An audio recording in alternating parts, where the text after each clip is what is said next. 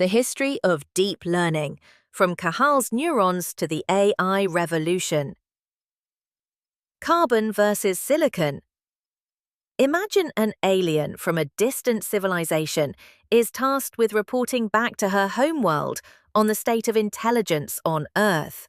What would she notice first?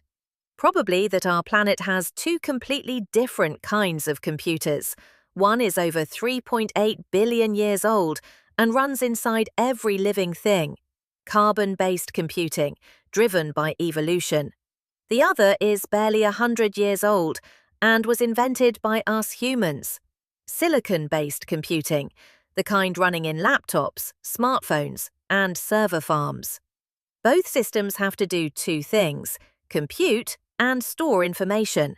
And it's the storage part that gets really interesting, because there are two completely different styles. The digital style stores information neatly at fixed addresses, like a phone number saved in your contacts. The neural style, on the other hand, spreads information across countless connections in a blurry, redundant way, like the same phone number memorized in your head. Remarkably, evolution invented both styles. First, the digital one, in the form of DNA and RNA, and only 3.3 billion years later, the neural one, in the form of nerve cells and brains. That second style is exactly what this video, and the whole story of deep learning, is about. The long road to the idea of the synapse. To understand how neural networks came about, we have to go back briefly to the 19th century. Researchers like Santiago Ramón y Cajal began using new staining techniques to make the brain visible under the microscope. Cajal realized that nerve cells can't simply multiply, but he suspected something fascinating. When we practice something, maybe it isn't new cells that grow, but the connections between existing cells that strengthen.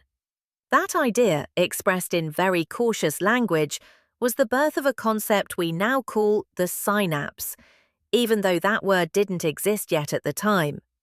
At the same time, mathematicians like Alan Turing and John von Neumann were laying the foundations of computer science, while Claude Shannon founded information theory.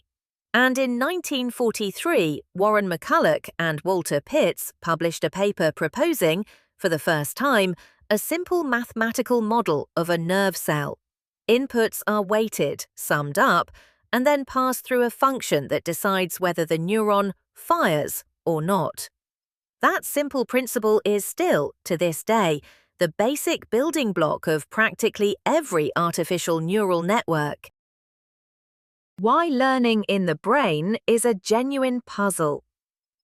Now we get to one of the most beautiful thought experiments in the whole book. Imagine scaling your brain up by a factor of 1 million. A synapse, normally a 10,000th of a millimeter across, suddenly becomes fist-sized. A single nerve cell becomes a house, and your entire brain would suddenly be a sphere 100 kilometers across. The longest nerve fibers would stretch over 1,000 kilometers, roughly the distance from Los Angeles to San Francisco and back. Now imagine you're learning to play tennis or practicing the violin. Somewhere deep in the brain, a single fist-sized synapse in Los Angeles has to decide whether to strengthen or weaken itself in order to help you hit the tennis ball better. But that synapse knows absolutely nothing about tennis, physics, or motion. It's essentially blind and can only sense its immediate chemical surroundings. How can millions of these blind, isolated building blocks coordinate their changes to eventually produce coherent behavior, like a perfect serve? That is exactly what researchers call the deep learning problem, and this puzzle still drives the entire field today. Hebb's idea: what fires together, wires together. In 1949, psychologist Donald Hebb published a book containing an idea that everyone in AI research still knows today, even though he used no mathematics at all. His core idea can be summed up in a simple phrase: Neurons that fire together wire together. If nerve cell A regularly contributes to activating cell B, then the connection between the two gets stronger. That was the first serious idea for how learning could happen in the brain, entirely without central control, purely locally and in a self-organized way. What Hebb described only in words can be captured mathematically. The change in a connection depends on the product of the activity of two neighboring neurons. Importantly, this rule needs no teacher and no external feedback. It simply observes what happens locally and adjusts the connection accordingly.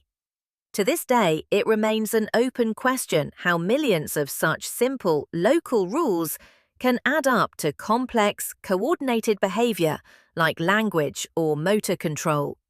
That tension, a simple local rule versus complex global behavior, runs through the entire history of deep learning.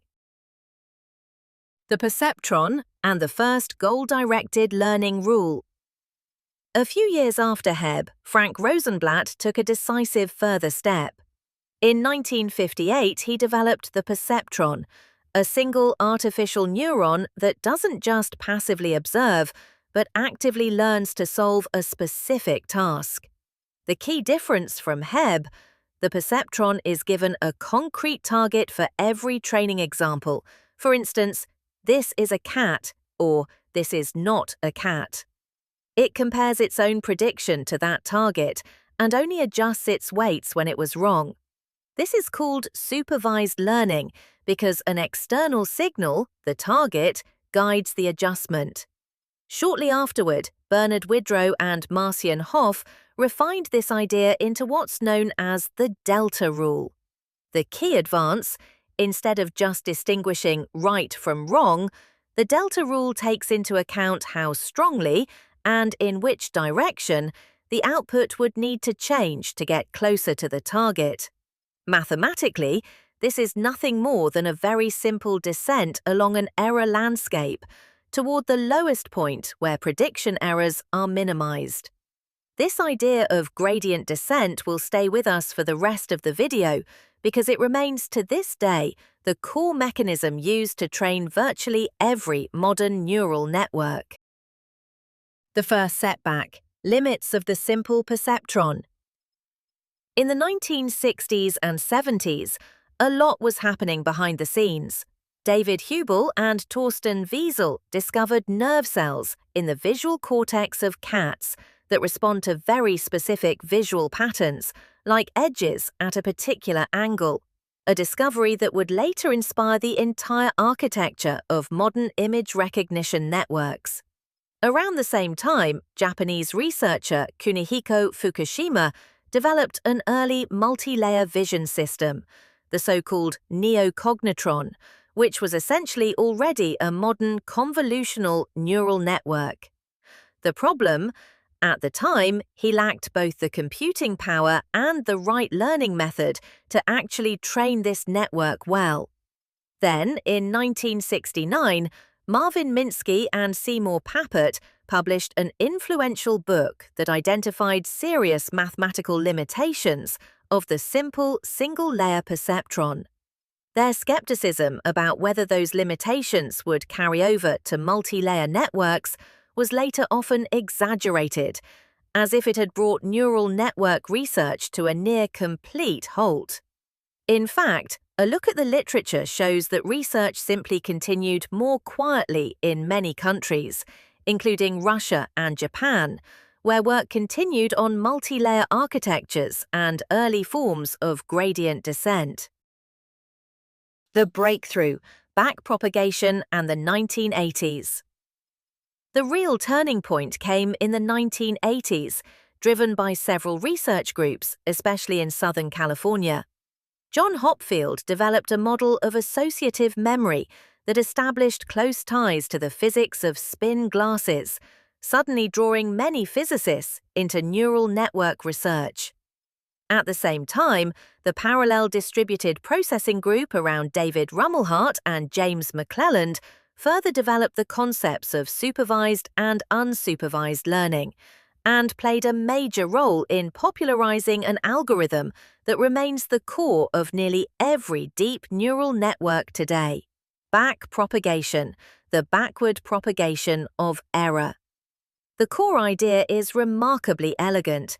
Information first flows forward through all the layers of a network.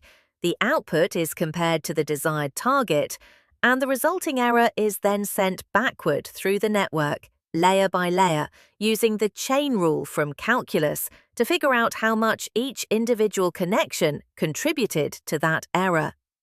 Suddenly, it became possible to train not just a single neuron, but arbitrarily many layers at once. And that's exactly what finally made multi-layer networks practically usable for tasks like handwriting recognition or speech recognition. From HMMs and SVMs to the deep learning boom.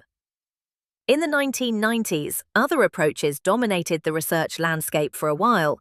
Hidden Markov models, originally from speech recognition, also took over bioinformatics, just in time for the sequencing of the human genome.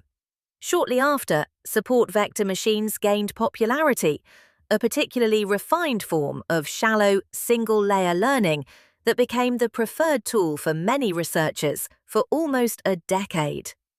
There's a persistent myth of a second neural network winter during this period, but a look at the research literature shows that neural networks kept being developed the whole time, for example in language models with long-term memory or in applications for predicting protein structure. The real breakthrough came starting in 2011. Convolutional neural networks, trained on graphics cards instead of traditional processors, suddenly started winning international image recognition competitions with superhuman accuracy. When these networks dominated the famous ImageNet competition in 2012, involving millions of images, it kicked off the renaming of the entire field to deep learning, driven by three ingredients at once: a massive jump in computing power, huge amounts of available data, and mature software libraries like TensorFlow and PyTorch. Conclusion and outlook. The roadmap of this channel. What makes this whole story so remarkable?